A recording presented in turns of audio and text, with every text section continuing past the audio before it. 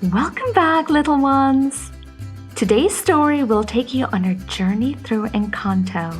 So let's get cozy as we're about to dive in.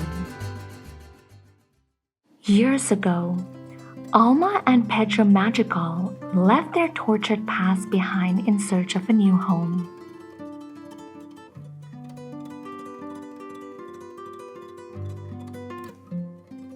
As they reached a river, Pedro turned back to protect the family. When Pedro did not return, Alma fell to her knees and prayed for a miracle. Suddenly, her candle bloomed with magic. Bright light blasted away the darkness, and hundreds of butterflies appeared fluttering around its glow.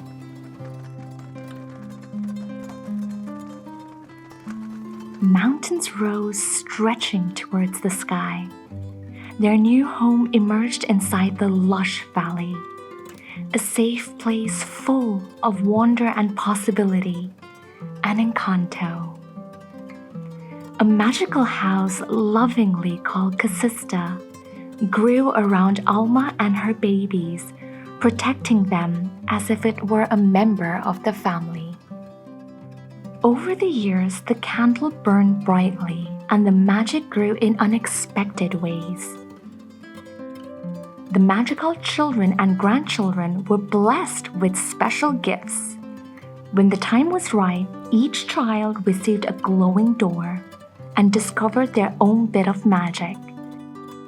It was important to Alma, who is now an abuela, that they earned the miracle and that each family member proudly share their gift with the community, making Encanto a paradise.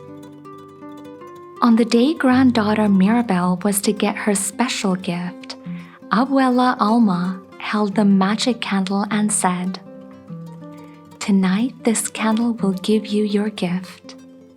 Strengthen our family, strengthen our community. Make your family proud." Mirabel held Abuela's hand and asked, "What do you think my gift will be?" Abuela's eyes twinkled as she looked at Mirabel with hope and pride. "Whatever gift waits, you will be as special as you." 10 years later, a group of children from the nearby village asked Mirabel to tell them about each of the magical family members' special abilities. Mirabel started with the triplets. Tia Peppa could control weather with her moods. The family didn't talk about Tio Bruno since he disappeared, but they say he saw the future. Mirabel's mother Julieta healed people with the food she cooked. The oldest cousin Dolores had incredible ears. She could hear a pin drop. And cousin Camilo was able to turn into anyone with his shape-shifting ability. Mirabel's youngest cousin, Antonio, was set to receive his gift the next day. Next, Mirabel explained her older sister's gift. Isabella, her perfect older sister, created amazing flowers. Her other sister Luisa, the rock of the family, was super strong. When the children asked Mirabel what her gift was, she avoided answering the question. "Maybe your gift is being in denial," said the girl. It was time for Antonio's ceremony. Mirabel went to see him and found him hiding under his bed. He was worried. "You have nothing to worry about," she said, trying to calm his nerves.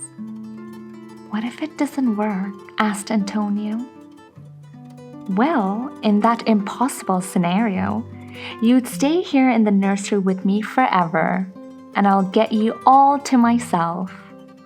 She gave him a toy jaguar. "I made this, so when you move into your cool new room, you'll always have something to snuggle with." When it was time for Antonio to walk towards his door, he froze with fear. He reached out for Mirabel and whispered, "I need you." Mirabel took a deep breath, clasped his hand, and said, "Let's get you to your door."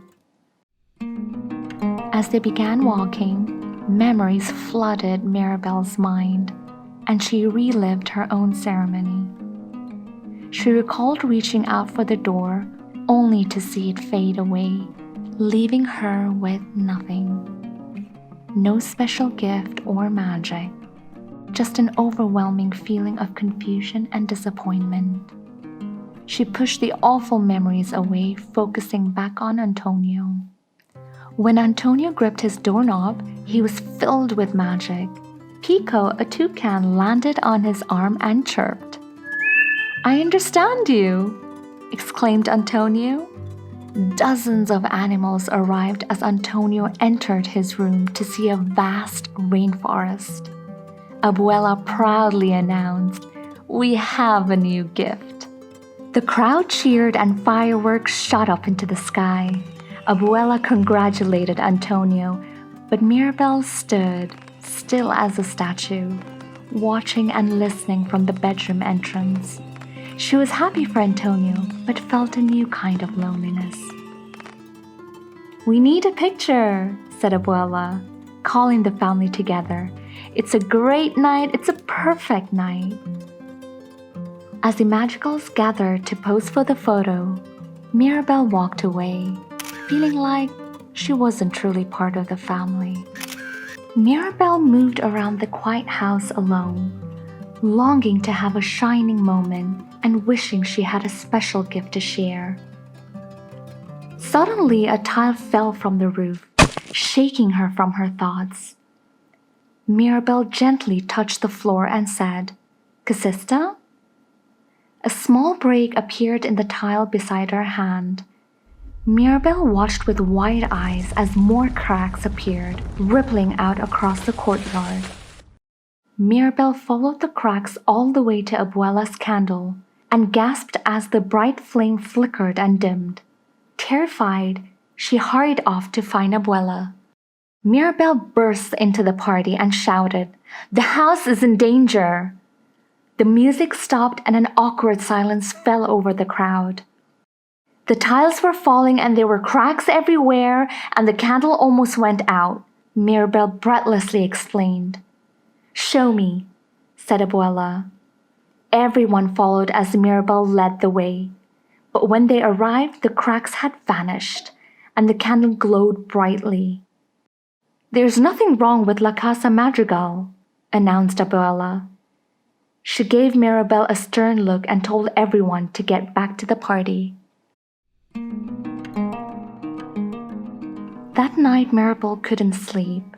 She climbed up on the roof and headed for the candle in Abuela's window, searching for some evidence of the damage. But there were no cracks. The house seemed completely normal. She heard Abuela's voice. She was talking to a photo of Pedro about the magic dying. If our family knew how vulnerable we truly are. If our miracle is dying. Abuela paused, full of emotion. We cannot lose our home again. Help me save our miracle. Mirabel knew this was her chance to shine. She was determined to help her family and save the magic. The next morning, Mirabel questioned Dolores. When her cousin said she had heard Luisa's eye twitching during the night, Mirabel knew she had to talk to her sister next. By the time Mirabel had caught up to her, Luisa was already carrying some lost donkeys back to their owner. "What's going on? What are you hiding?" Mirabel asked.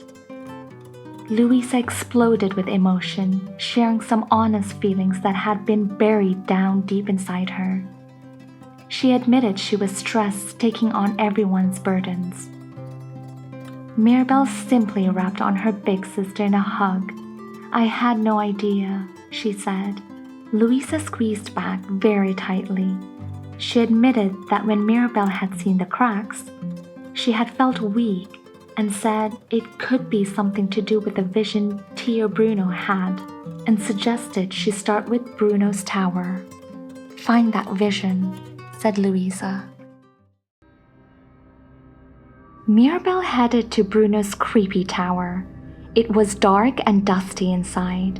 Sand spilled from above, making it nearly impossible for Mirabel to see. "Sister, can you turn off the sand?" she asked. The floor outside the room waved and tapped a message to her. "You can't help me in here," said Mirabel, realizing the danger. She bravely stepped through the sand and slid down a giant sand dune. She found herself inside an enormous room. Mirabel sighed and began to climb. Mirabel finally made her way to the very top. She entered a dark room and nothing but a circle of sand in the center. "Empty," said Mirabel, confused. But she soon found glowing green pieces of Bruno's vision in the sand. She picked up one of the shards and was surprised to see an image of "Me?" said Mirabel. The room began to shake and crumble as streams of sand poured in. She collected the shards before being pushed out of the room by a tidal wave of sand. Mirabel hurried to try and piece together the vision. But when Tia Peppa appeared, she hid the shards and casually asked about Bruno. Peppa cut her off. "We don't talk about Bruno," she said firmly. Tio Felix, Peppa's husband, explained that bad things happened when Bruno saw the future. Everyone agreed that he was a terrifying man. When Mirabel finally got a moment alone, she arranged the broken vision pieces together like a puzzle. The image came into view. There was Casista, covered in cracks, with Mirabel in the very center of it. As Augustine entered the room, his eyes popped at the sight of the vision. Mirabel spilled the whole story. Augustine quickly stuffed the pieces into his pockets and said, "We say nothing. Abuela wants tonight to be perfect. Just act normal." The two turned to see Dolores across the courtyard, and her expression said it all. She had heard every word. At dinner, Mirabel watched Dolores, unable to contain herself, told Camilo what she had heard. Slowly but surely, the secret was passed on to each other and every family member, and the perfect night was full of tension. Things got worse when Mirabel saw the floor begin to crack. Chaos took over as everyone's power frizzed out of control. Peppa's emotion caused a storm, scaring Antonio's animals, and vines shot out of Isabel's finger, smacking right into Mariano's face. The night was ruined. The whole family glared at Mirabel, but she was distracted as she saw rats carrying off the vision pieces. Mirabel slipped away and followed them through a hidden entrance and into a dark passageway behind the walls. Suddenly, a flash of light revealed Tio Bruno. He raced off until she finally caught him. He didn't look scary at all. "You never left," she said as she looked around at all of his stuff. He told her about his vision, where he saw the house breaking, the magic in danger, and Mirabel. He didn't know what it meant, so Mirabel convinced him to have another vision. Suddenly, Antonio flew in with the other animals. "The rats told me everything," Antonio said, ready to help. Bruno needed a bigger space to have a vision, so Antonio suggested they go to his bedroom. As the vision began, Mirabel held his hands. "The family needs you," she said. She spotted a small glow and guided Bruno towards it. Soon they could see it was a butterfly. They followed it to the image of a young woman. "Embrace her, and you will see the way," chanted Bruno. Mirabel was disappointed to see the young woman was her annoying, perfect older sister, Isabel. "She won't hug me, she hates me," said Mirabel. "Senorita Perfecta always has to have all the answers." Bruno told Mirabel she was missing the point. The fate of the family is not up to her, it's up to you. You are the best of us. You just have to see it. Taking a deep breath, Mirabel walked into Isabel's bedroom and suggested they hug out their differences. Isabel glared at her. Hug it out? She said. Mirabel continued, but Isabel placed a flower across her mouth, silencing her. Mirabel accused Isabel of only worrying about herself, and she blamed Mirabel for always messing things up. Nothing is messed up, said Mirabel. You can still marry that big dumb hunk. I never wanted to marry him, shouted Isabel. I was doing it for the family. With that, something strange happened. Instead of making perfect flowers, Isabel created a prickly cactus. As Isabel continued to share her true feelings, new and unique plants sprang from her fingertips. Mirabel smiled as she noticed Abuela's candle shining brightly. Exhilarated, Isabel grabbed Mirabel, hugging her tightly. The sisters landed in the courtyard, laughing and having fun together. They looked at each other with new eyes, full of gratitude, love, and respect. But when Abuela saw the strange plants, she was furious. Her angry voice cut through the warm moment. What have you done? She yelled at Mirabel. Bruno left because of you, continued Abuela. Luisa's losing her powers. Isabel's out of control because of you. I don't know why you weren't given a gift, but it's not an excuse for you to hurt this family. Cracks appeared across all of Casista's wall, and Mirabel could barely respond. I'll never be good enough for you, no matter how hard I try, no matter how hard any of us tries. Cracks rippled out, ripping the Encanto apart. I love this family, shouted Mirabel. The miracle is dying because of you. A huge crack nearly split Casista. It snaked up to the candle, causing it to tether. No, no, no, the candle, shouted Peppa. Everyone rushed towards it, but they fumbled as their magic began to disappear. All their doors faded and their gifts were gone. Mirabel rushed across the roof. She reached the candle as Bruno's tower began to fall towards her. Casista pushed her out of the way just in time. The flame went out and Casista collapsed into a pile of rubble. Mirabel stood in the center of the wreckage, stunned and heartbroken, as the sounds of the family arguing filled the air. Mirabel wanted to disappear. She looked at the broken mountains around the Encanto and headed off alone. Mirabel ran until she stumbled and fell at the edge of a river. Moments later, a quiet voice behind her said, Mirabel? It was Abuela. Words poured out as Mirabel apologized. I'm sorry. I didn't want to hurt us, she said through tears. Abuela looked at the waters. I have never been able to come back here. This river is where we were given our miracle. Mirabel knew that meant this is where Pedro Abuela was lost. Abuela shared memories of Pedro and their love. She confessed she was afraid of losing the miracle that Pedro had sacrificed himself for, and that was why she always demanded so much of her family. She was desperate to keep the magic alive.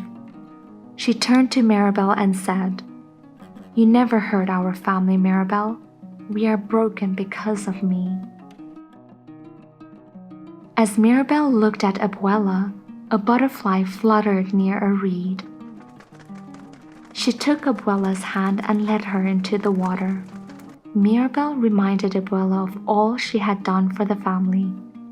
You carried so much for so long because there is nothing you care more about than our family.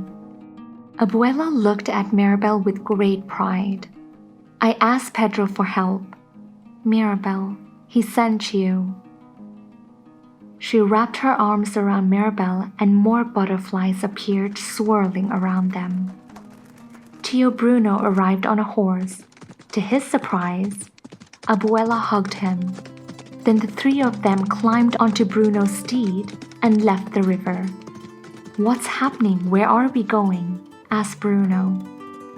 "Home," said Mirabel, leading the way. Meanwhile, an eerie darkness had enveloped the Encanto. No one spoke, certain that all was lost. Suddenly, Antonio gasped as he saw something in the distance. He pointed towards the horizon.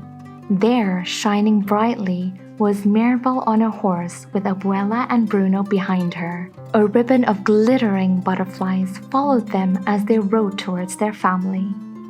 "We're going to be okay," said Mirabel.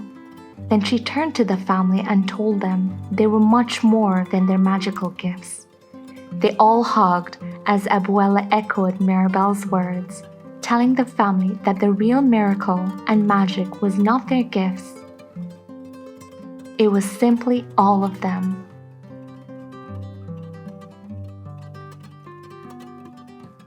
The townspeople appeared, ready to help, and together they started rebuilding their home.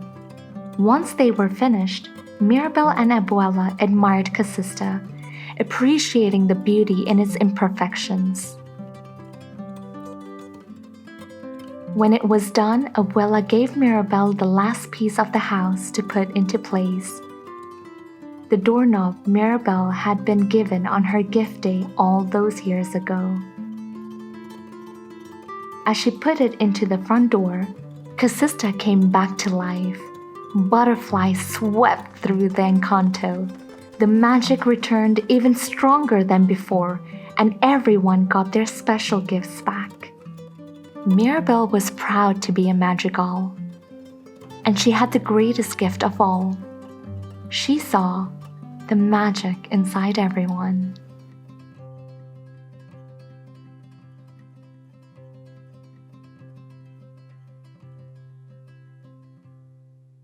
Thank you for listening, and until next time.